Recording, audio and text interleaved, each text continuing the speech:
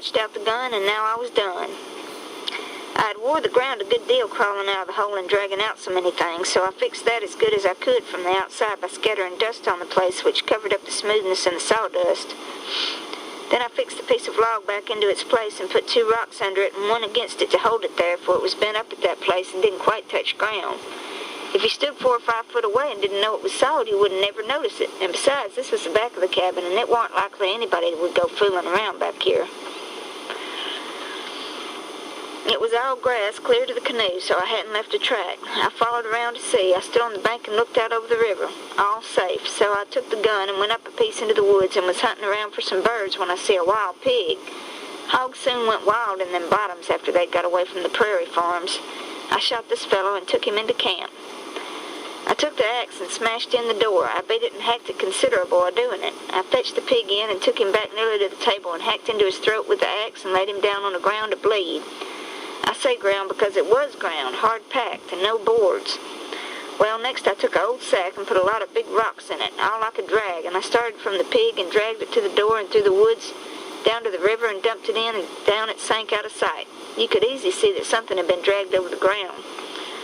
I did wish Tom Sawyer was there. I knowed he would take an interest in this kind of business and throw in the fancy touches.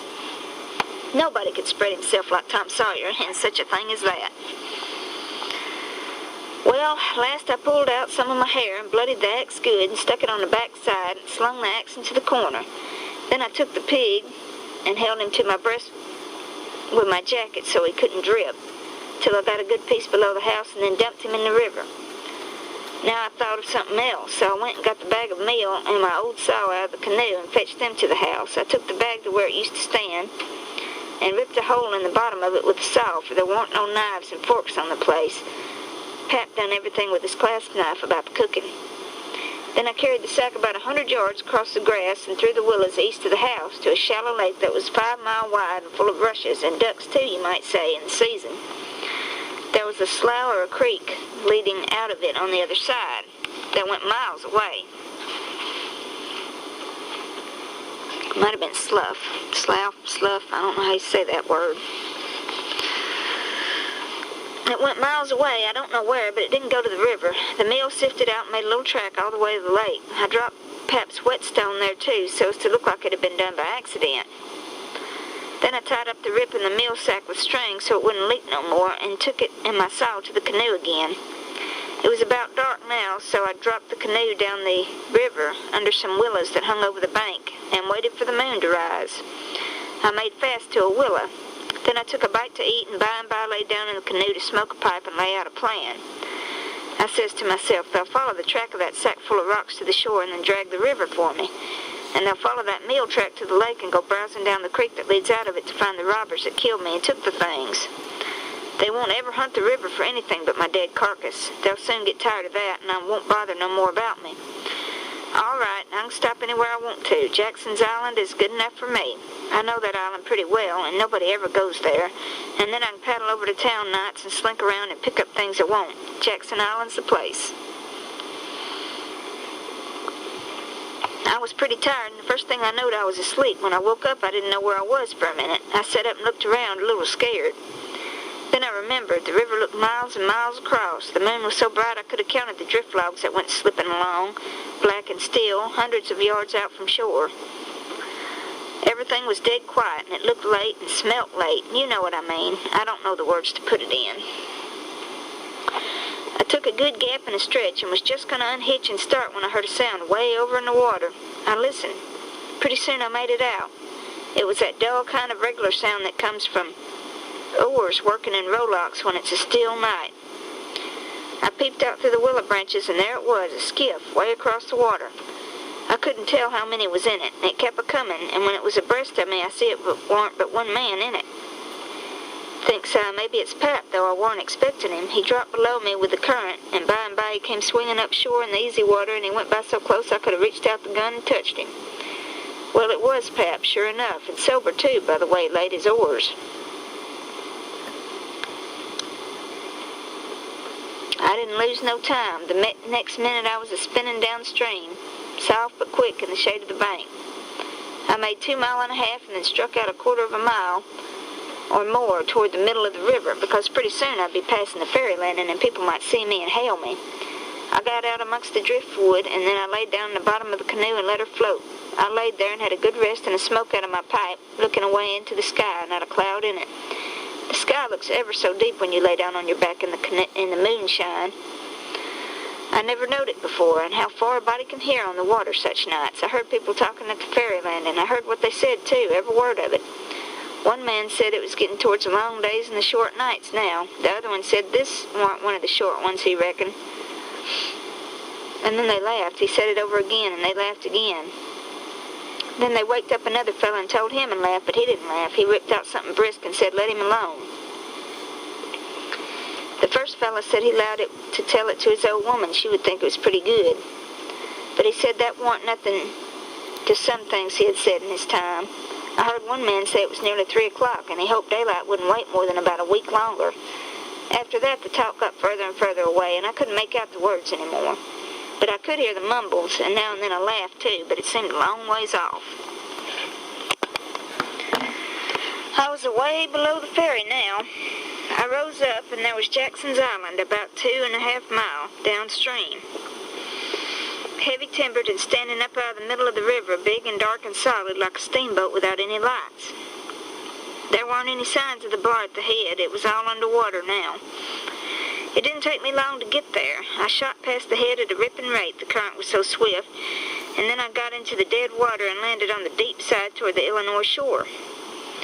I run the canoe into a deep dent in the bank that I knowed about. I had to part the willow branches to get in, and when I made fast, nobody could have seen the canoe from the outside. I went up and sat down on a log at the head of the island and looked out on the big river and the black driftwood and away over to the town 3 miles away where there were 3 or 4 lights twinkling. A monstrous big lumber raft was about a mile upstream coming along down with a lantern in the middle of it.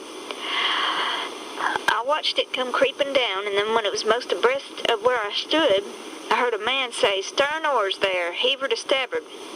Heave her head to starboard." I heard that just as plain as if the man was by my side. There was a little gray in the sky now, so I stepped into the woods and laid down for a nap before breakfast. And it's got some doodling in here, so this must have been Father's book that he doodled in. Chapter 8. I Spare Miss Watson's Gem.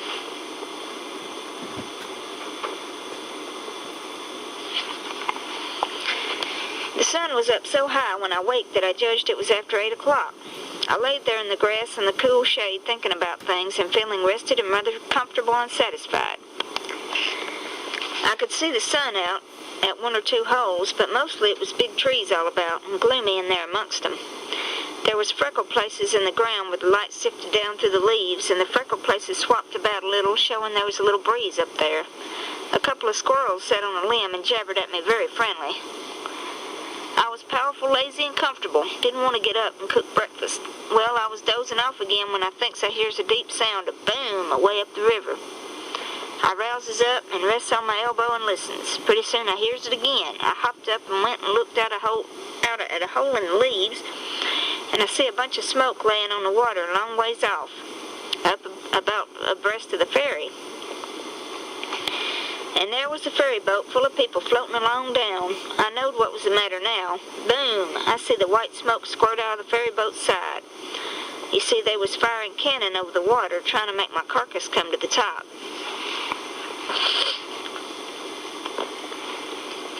I was pretty hungry, but it wasn't going to do for me to start a fire because they might see the smoke. So I sat there and watched the cannon smoke and listened to the boom. The river was a mile wide there, and it always looked pretty on a summer morning, so I was having a good enough time seeing them hunt for my remainders if I only had a bite to eat.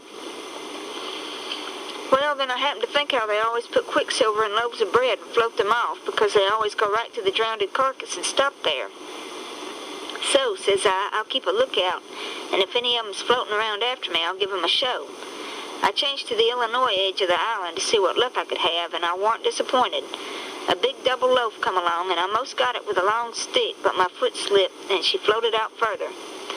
Of course, I was where the current set in at the closest to the shore. I knowed enough for that. But by and by, along comes another one, and this time I won. I took out the plug and shook out the little dab of quicksilver and set my teeth in. It was baker's bread, what the quality eat, none of your low-down corn pone.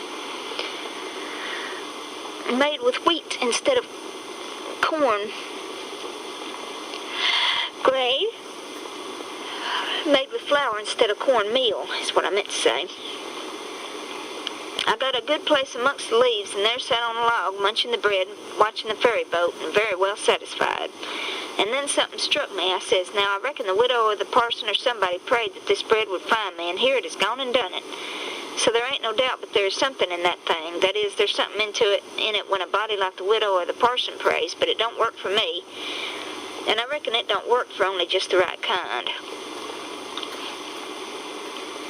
I lit a pipe and had a good long smoke and went on watching. The ferry boat was floating with the current, and I allowed I'd have a chance to see who was aboard when she come along, because she would come in close where the bread did. When she got pretty well down towards me, I put out my pipe and went to where I fished out the bread and laid down behind a log on the bank in a little open place. Where the log forked, I could peep through. By and by, she come along, and she drifted in so close that they could have run out a plank and walked ashore. Most everybody was on the boat. Pap and Judge Thatcher, and Bessie Thatcher, and Joe Harper, Tom Sawyer, and his old Aunt Polly, and Sid and Mary, and plenty more. Everybody was talking about the murder, but the captain broke in and says, look sharp now, the current sets in the closest here, and maybe he's washed ashore and got tangled amongst the brush at the water's edge. I hope so, anyway. I didn't hope so. They all crowded up and leaned over the rails nearly in my face and kept still, watching with all their might. I could see 'em first rate, but they couldn't see me. Then the captain sung out, stand away, and the cannon let off such a blast right before me that it made me deaf with the noise and pretty near blind with the smoke. And I judged I was gone. If they'd have had some bullets in, I reckon they'd have got the corpse they was after. Well, I see I warn't hurt, thanks to goodness. The boat floated on and went out of sight around the shoulder of the island. I could hear the booming now and then, further and further off, and by, after an hour, I didn't hear it no more. The island was 3 miles long. I judged they had got to the foot and was giving it up, but they didn't yet a while. They turned around the foot of the island and started up the channel on the Missouri side, under steam and booming once in a while as they went. I crossed over to that side and watched them. When they got abreast of the island, they quit shooting and dropped over to the Missouri shore and went home to the town. I knowed I was all right now. Nobody else would come a-hunting after me. I got my traps out of the canoe and made me a nice camp in the thick woods. I made a kind of tent out of my blankets to put my things under so the rain couldn't get at 'em. I catched a catfish and haggled him open with my saw, and toward sundown I started my campfire and had supper. Then I set out a line to catch some fish for breakfast. When it was dark, I sat by my campfire smoking and feeling pretty well satisfied. But by and by it got sort of lonesome, and so I went and sat on the bank and listened to the currents washing along, and counted the stars and drift logs and rafts that come down, and then went to bed. There ain't no better way to put in the time when you're lonesome. You can't stay so. You soon get over it.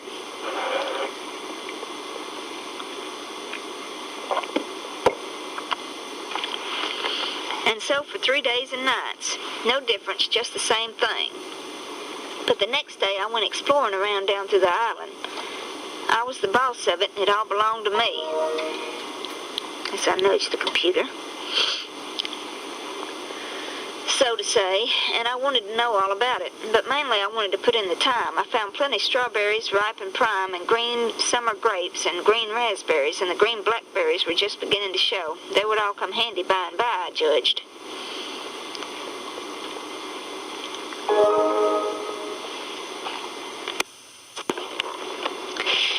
Well, I went fooling along in the deep woods till I judged I weren't far from the foot of the island. I had my gun along, but I hadn't shot nothing. It was for protection. Thought I would kill some game nigh home. About this time, I mighty near stepped on a good-sized snake, and it went sliding off through the grass and flowers, and I after it, trying to get a shot at it. I clipped along, and all of a sudden I bounded right onto the ashes of a campfire that was still smoking. My heart jumped up amongst my lungs. I never waited to look further, but uncocked my gun and went sneaking back on my tiptoes fast as ever I could. Every now and then I stopped a second amongst the thick leaves and listened, but my breath came so hard I couldn't hear nothing else. I slunk along another piece further, then listened again, and so on and so on. If I see a stump, I took it for a man. If I tried on a stick and broke it, it made me feel like a person had cut one of my breaths in two, and I only got half, and the short half, too. Okay.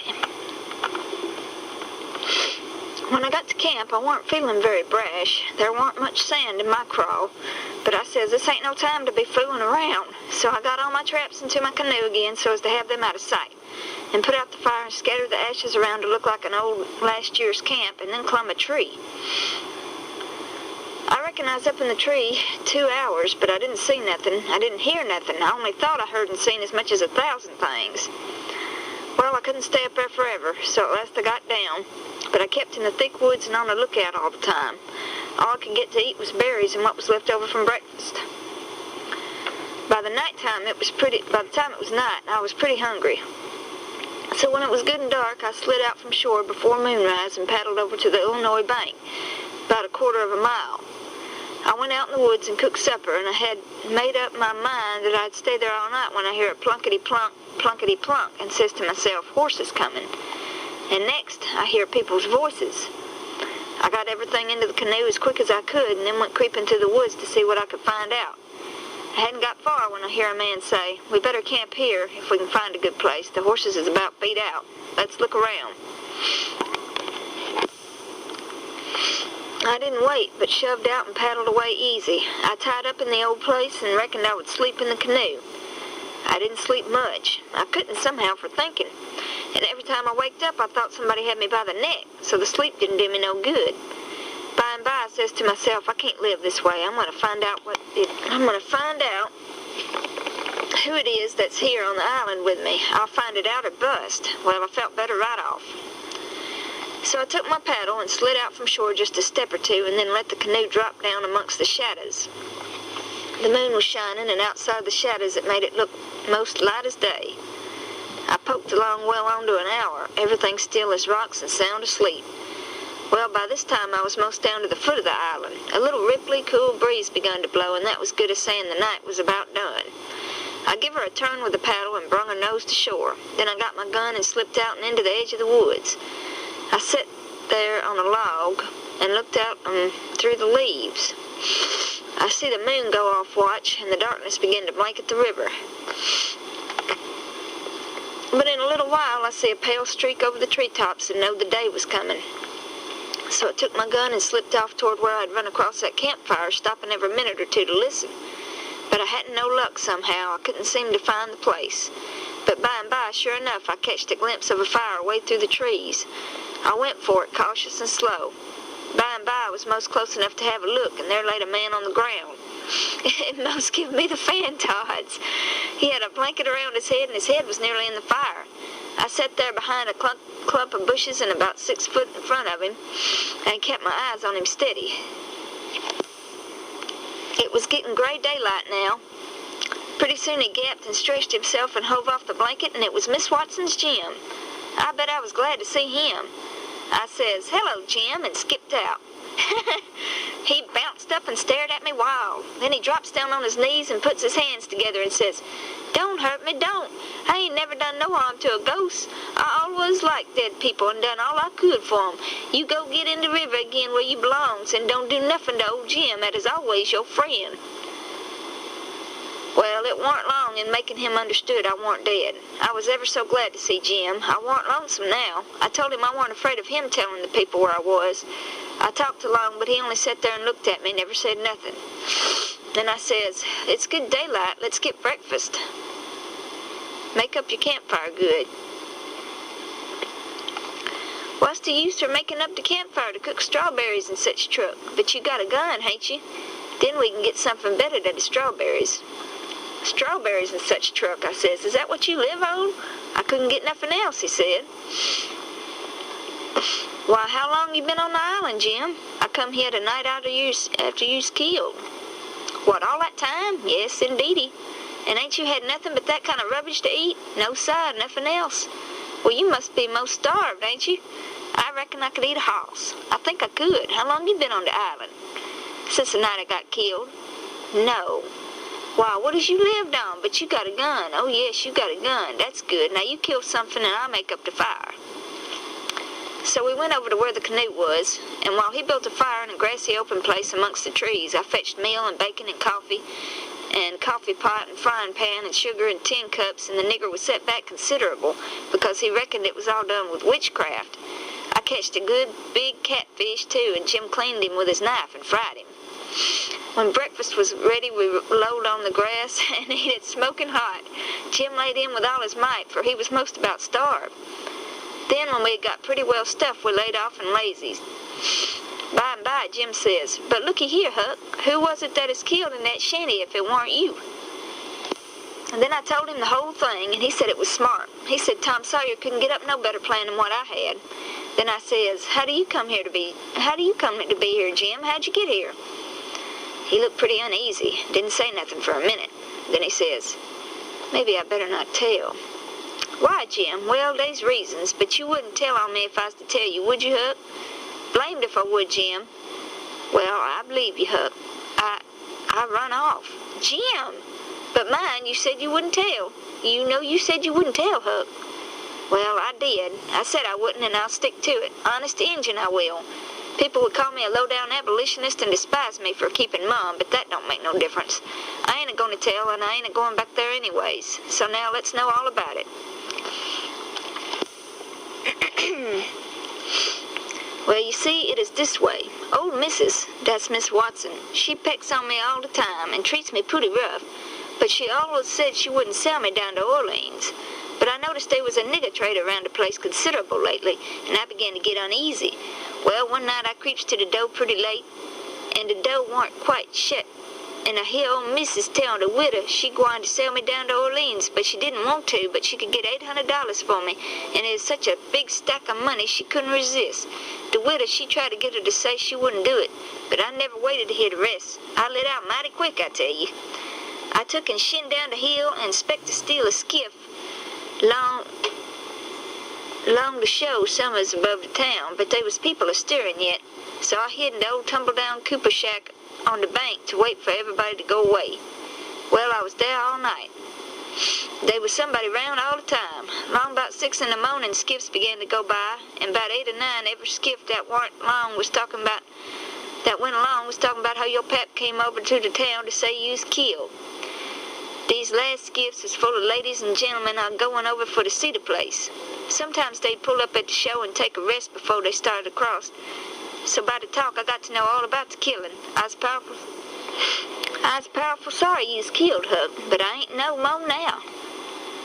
I laid there under the shavings all day. I was hungry, but I warn't afeared because I knowed old Missus and the widow was going to start the camp meeting right after breakfast, and they'd be gone all day, and they knows I goes off with the cattle about daylight, so they wouldn't expect to see me around the place, and so they wouldn't miss me till after dark in the evening.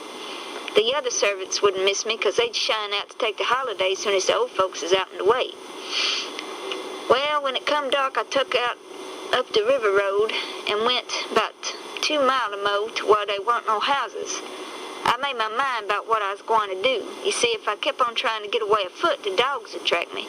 If I stole a skiff to cross over, they'd miss that skiff, you see, and they'd know about where I'd land on the other side and where to pick up my track. So I says a raft is what I was after. It don't make no track. I see a lighter coming round the pint by and by, so I waded in and shoved a log ahead of me and swum on halfway across the river and got in amongst the driftwood and kept my head down low and kind of swum again the current to tell the raft to come along, till the raft come along.